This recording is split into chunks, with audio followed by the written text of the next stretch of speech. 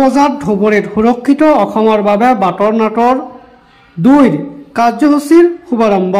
ধুবুৰী চক্ৰ বিষয়াৰ কাৰ্যালয়ৰ উদ্যোগত আৰু জিলা দুৰ্যোগ ব্যৱস্থাপনা প্ৰাধিকৰণৰ সহযোগত ধুবুৰীত শুভাৰম্ভ কৰা হয় সুৰক্ষিত অসমৰ বাবে বাটৰ নাট 2য় কাৰ্যসূচী। ফ্লেগ অফ কৰি কাৰ্যসূচীৰ শুভাৰম্ভ কৰে জিলা আয়ুক্ত দিবাকৰ নাথে। জিলাখনৰ সকলো চক্ৰ অঞ্চলত বানপানী আৰু জলবায়ু পৰিৱৰ্তনৰ বাবে এক সজাগতামূলক বাটৰ নাট প্ৰদৰ্শন কৰা হ'ব বুলি জানিবলৈ দিয়ে জিলা আয়ুক্ত দিবাকৰ নাথে।